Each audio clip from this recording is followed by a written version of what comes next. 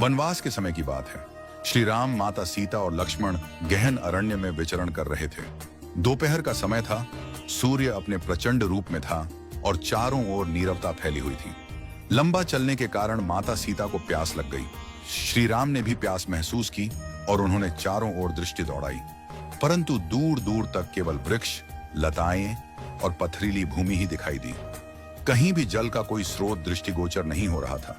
भगवान श्री राम ने नमन करते हुए प्रकृति से प्रार्थना की, हे प्रकृति मां, यदि कहीं पास में जल स्रोत हो तो कृपा करके हमें उस ओर मार्ग दिखाइए।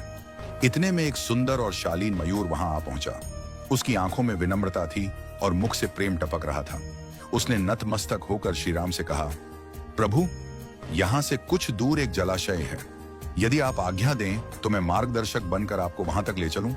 श्री राम ने मुस्कुराकर कहा, प्रिय पक्षीराज, यह तो अत्यंत पुण्य का कार्य है, परंतु तुम इतने चिंतित क्यों हो? मयूर ने धीरे से उत्तर दिया, प्रभु, मैं उड़ता हुआ जाऊंगा और आप पृथ्वी पर चलेंगे। ऐसे में आपको रास्ता समझाने के लिए मुझे हर थोड़ी दूरी पर अपना एक एक पंख बिखेरना होगा। श्री राम ने गंभीर स्वर में पूछा, परंतु इसमें चिंता की क्या बात है? मयूर की आंखें भर आईं। वह बोला, प्रभु, यह सामान्य बात नहीं है। मोर केवल विशेष ऋतु में और प्राकृतिक प्रक्रिया से ही अपने पंख गिराते हैं। यदि मैं अपनी इच्छा से उन्हें त्यागता हूं तो यह मेरी जीवन शक्ति को क्षीण कर देगा। अंततः मेरी मृत्यु निश्चित होगी। यह सुनकर श्री राम की आंखें नम हो गईं। फिर भी जल के बिना माता सीता की पीड़ा देखकर उन्होंने मयूर की सहायता स्वीकार कर ली। मयूर उड़ता गया और एक एक कर अपने सुंदर पंख गिराता गया।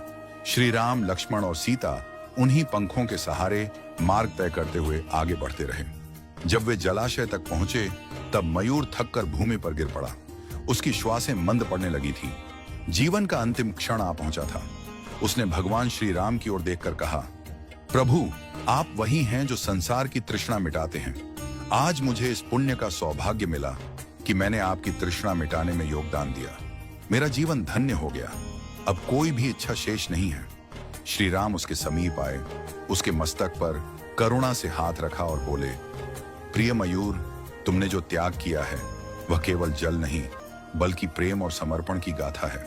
मैं वचन देता हूं कि अगले जन्म में जब मैं कृष्ण के रूप में अवतरित होऊंगा तब तुम्हारे इस उपकार को नहीं भूलूंगा। मैं तुम्हारे पंख को अपने सिर पर धारण करूंगा ताकि यह संसार सदा तुम्हारे त्याग को याद रखे। कहते हैं कि जब भगवान विष्णु ने द्वापर युग में श्री कृष्ण रूप में अवतार लिया तब उन्होंने मस्तक पर सदैव मोरपंख धारण किया। वह पंख कोई साधारण आभूषण नहीं था, वह एक आनंद की पूर्ति थी, एक पक्षी के समर्पण, प्रेम और सेवा का सम्मान।